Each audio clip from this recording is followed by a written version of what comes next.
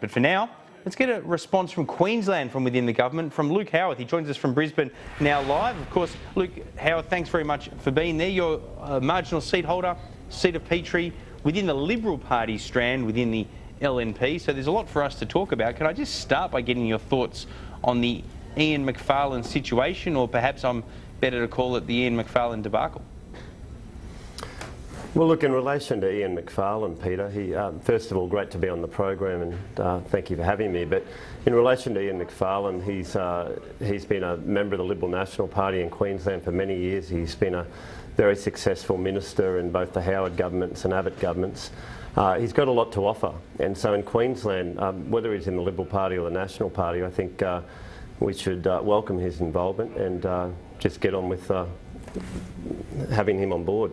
But do you think that he should be changing parties in order to try to get back on the front bench? I mean, I'm actually not in the camp that thinks that the Erica Bettses or the Ian Macfarlane should just get out of the road, or indeed necessarily the Tony Abbotts, quite frankly, should just leave Parliament altogether. But I am of the view that if their only interest is the sort of salary top-up and the prestige top-up of being on the front bench, perhaps there are new levels of talent coming through that could go into those roles, and these sort of senior figures could operate in a more mentoring capacity. You see this in the UK, you see it a lot in the United States, where you've got a separation between executive and their equivalent of the Parliament. What's your view?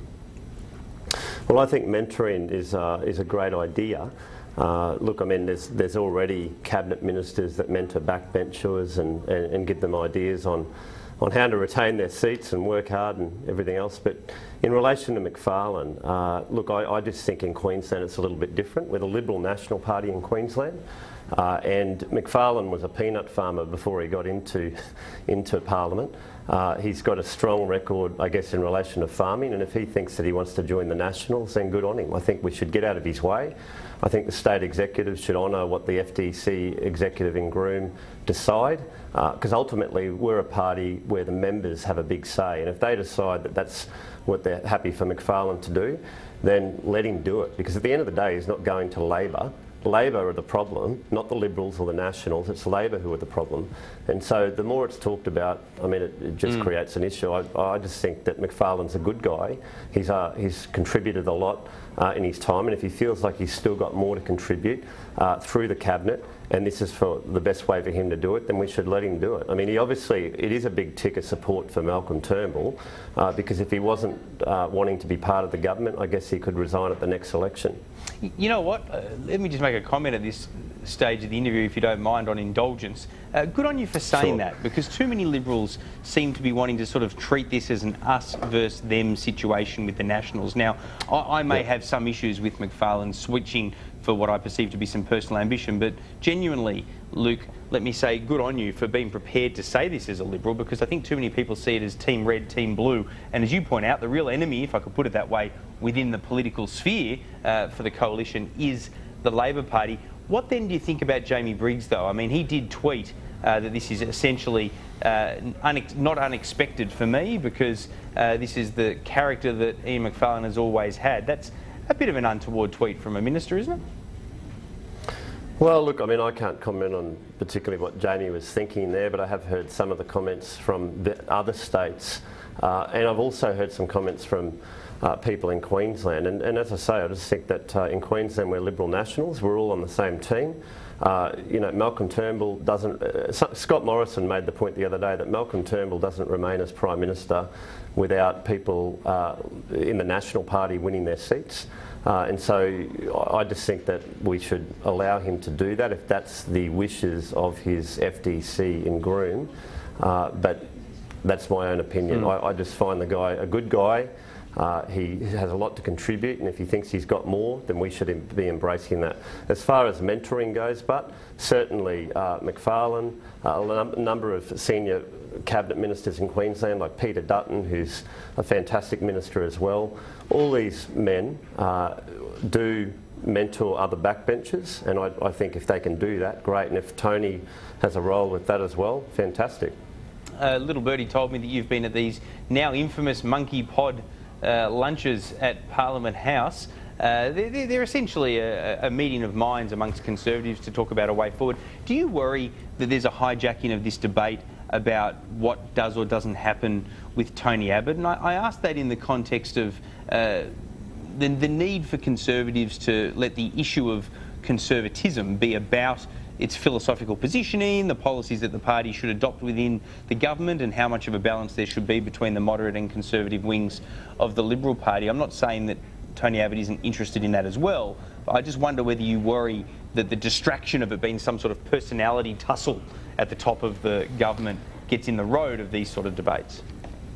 Well, I'm not worried about it at all. I mean, for me, it's just having a feed of Chinese on a Tuesday with some mates and parliamentary colleagues. I mean, I fully support Malcolm Turnbull as Prime Minister. I think he's got some great ideas for this country's future, which were announced recently this week in relation to the National Innovation and Science Agenda. So Turnbull has the support of a lot of people in the Parliament. But in relation to the former Prime Minister, Tony Abbott, he's a friend to many people. He's a mentor to people. And if that's a chance for backbenchers to have lunch with him, and I mean, the guy was Prime Minister of Australia, if that's a chance for backbenchers to have lunch with him and learn a little bit more about how we can be mentored by him and others and learn from their successes, then that's a good thing. It only helps our party. It helps the Liberal National Party and the coalition. And as a member of the Liberal Party and the Liberal National Party in Queensland, that helps the country, because our goal is to keep Labor out. We don't want Labor running this country again. We saw their 6 reckless years under the Gillard-Rudd years, and we don't want to go back there. If Tony Abbott does decide to stay in politics, he won't give us his answer until April, and I think that's a reasonable decision. He doesn't have to play to anyone's timetable except what suits him. That's my view. But if he does decide to stay on, do you think that Malcolm Turnbull, after the next election, assuming that you win it as a government, should find room for him on the front bench? That's definitely not a decision for me, Peter. That would be a decision for Malcolm Turnbull. Well, my opinion is that Tony Abbott can contribute to the nation in many ways. He doesn't have to be necessarily a backbench or a member of the cabinet. As I said, he can mentor people, current parliamentarians like myself, but he can also mentor candidates that are coming through within the Liberal Party in New South Wales. And as a former Prime Minister, he can speak on any issue, any time.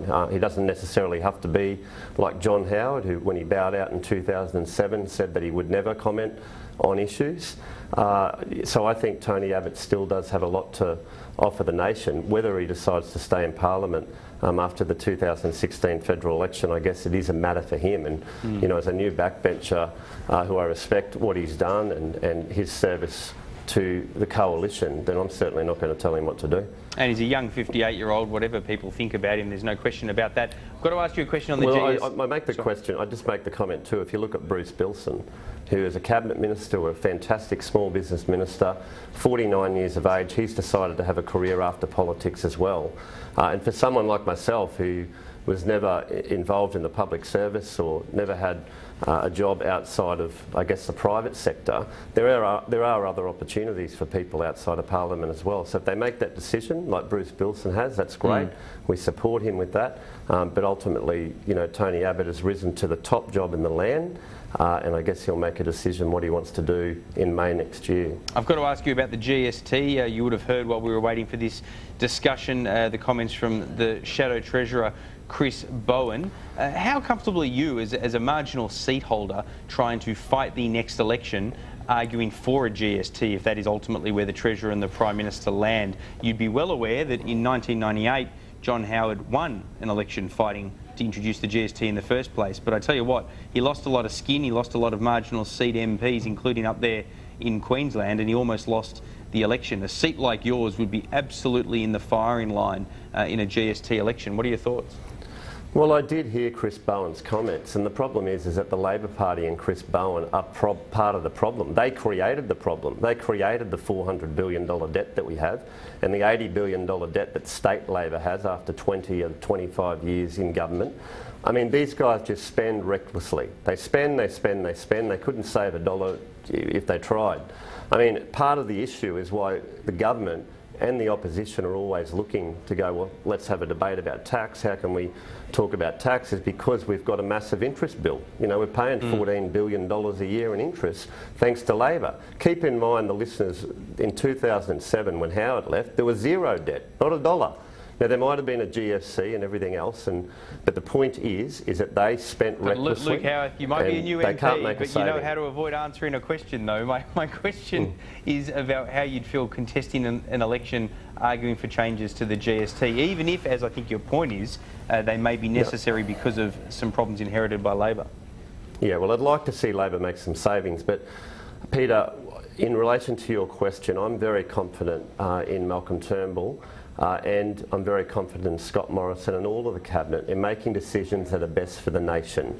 So at the moment we're having an open discussion about tax. We're not ruling things out like Labor does. They want us to rule this out, rule that out. Well, that's not the way it works. We're here to govern for the Australian people and do the best we can to make sure that there's jobs for the future, the economy continues to grow, and we can come back to surplus. And so if the Cabinet decides that this is the best way to go, I mean, I'll get on board. I mean, ultimately, I'm a person that believes, as a member of the Liberal Party, I believe in lower taxes and smaller government.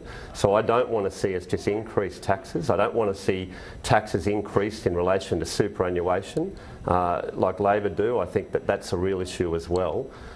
People need to be saving for their retirement. So, does that answer the question? Yeah, I think it answers the question, but I'll get a better answer when we find out exactly what Scott Morrison and Malcolm Turnbull want to do. We're out of time on this occasion, though. Luke Howarth, appreciate your company. Thanks once again.